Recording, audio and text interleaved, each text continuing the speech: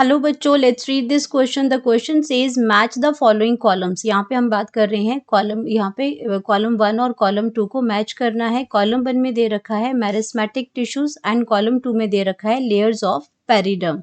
तो यहाँ पे कॉलम 1 में दे रखा है जो मेरिस्मेटिक टिश्यूज है हमारे, वो कॉर्क है, सेकेंडरी कॉर्टेक्स है एंड कॉर्क कैम्बियम है। और यहाँ पे लेयर्स में दे रखा है फैलोजन है, फैलम है और फैलोड्रम है। तो यहाँ पे हमें सही ऑप्शन को मैच कर, सही कॉलम को, कॉलम 1 और कॉलम 2 को मैच करना है और सही ऑप्शन को यहाँ पे मार्क करना है। तो यहाँ पे सबसे पहले हम बात करेंगे की कॉन्सेप्ट की। तो की कॉन्सेप्ट में यहाँ पे हम बात कर रहे हैं मेरिस्मेटिक टिश्यू। अब मेरिस्मेटिक टिश्यू की हम बात हो रही है, तो यहाँ पे ये मेरिस्मेटिक टिश्यूज है, कॉर्क है, सेकेंडरी कॉर्टेक्स है और कॉर्क कैम्बियम है। ये तीनों ही जो मेरिस्मेटिक टिश्यूज हैं, ये आपके क्या करते हैं, ये आपके सेकेंडरी ग्रोथ से रिलेटेड है। जब आपका जो स्टेम जो होता है वो कंटिन्यू करता है इंक्रीज इन डायामीटर। जो आपका स्टेम जो है, स्टेम आपका ग्रो जो करता है, इंक्रीज इन डायामीटर जब उसके अंदर होता है, इंक्रीज इन डायामीटर मतलब कि गिर्थ जब उसकी बढ़ती है, जब उसका जो गिर्थ है, जो इसका जो साइज जो है वो इसका जब इंक्रीज होता है, तो इसमें क्या होता है, ये वॉस्कुलर कैम्बियम की वजह से होता है। ये आपका क्यों होता है, ड्यू टू वॉस्कुलर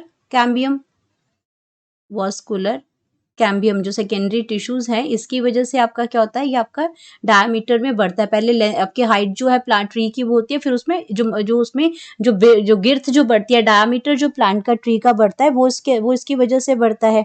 अब इसके वजह से क्या होता है, तो जो आउटर कॉर्टिकल और एपिडर्मल जो लेयर्स होती हैं वो ब्रेक करती हैं एंड ये क्या करती हैं, उसकी वहाँ पे नए सेल्स आ जाते हैं, नए प्रोटेक्टिव सेल्स आ जाते हैं और वहाँ पे उसकी जगह जो प्राइमरी मेरिस्टेम की जगह यहाँ पे क्या आ जाती है, सेकेंडरी मेरिस्टेम, दूसरे मेरिस्टेम्स आ जाते हैं, अनदर मेरिस्मेटिक टिश्यूज आ जाते हैं। ये जो दूसरे जो मेरिस्मेटिक टिश्यूज हैं, यही हमारे क्या आ जाते हैं, जो अनदर मेरिस्टेम टिश्यूज हैं, यही हमारे क्या आ जाएंगे, कॉर्क हैं, सेकेंडरी कॉर्टेक्स है। अब यहाँ पे अगर मैं कॉर्क की बात करती हूँ, जो दूसरा जो सेकेंडरी मेरिस्टेम टिश्यू हमारे पास आ जाएगा, कॉर्क कैम्बियम। तो ये आपका क्या आ जाएगा, कॉर्क कैम्बियम, ये हमारा फैलोजन हो जाएगा। कॉर्क कैम्बियम को हम क्या कहते हैं, फैलोजेंस कहते हैं। और ये आपका कहाँ प्रेजेंट होता है, कॉर्क रीजन के अंदर प्रेजेंट होगा। तो यहाँ पे हम बात करेंगे कि आपका कॉर्क कहाँ पे आ जाएगा, फैलोजन। ये आपका कॉर्क आपका फैलोजन आ जाएगा। एंड अगर कॉर्क की बात करते हैं तो यहाँ पे क्या आ जाएगा, कॉर्क आउटर लेयर जो बनाता है कॉर्क, वो आपका क्या होगा, फैलम। जो आउटर लेयर बनाएगा ये आपका क्या बना देगा, फैलम बना देगा। और अगर मैं फैलम की बात करती हूँ यहाँ पे, तो ये आपका क्या है, आउटर लेयर कॉर्क की है और इनर लेयर किसका बनाता है, इनर लेयर जो बनती है वो बनती है सेकेंडरी कॉर्टेक्स में। सेकेंडरी कॉर्टेक्स आउटर पे कॉर्क बनता है, उसमें उसको हम क्या करते हैं, फैलम्स होते हैं उसमें। एंड सेकेंडरी कॉर्टेक्स में क्या आ जाता है, फैलोड्रम। सेकेंडरी कॉर्टेक्स में क्या आ जाएगा, फैलोड्रम आ जाएगा, ये आपका क्या है, इनर लेयर, ये आउटर लेयर बन जाएगी, ये आपकी इनर लेयर बन जाएगी। एंड देन हम बात करते हैं कॉर्क कैम्बियम की। तो कॉर्क कैम्बियम आपका आता है, कॉर्क कैम्बियम।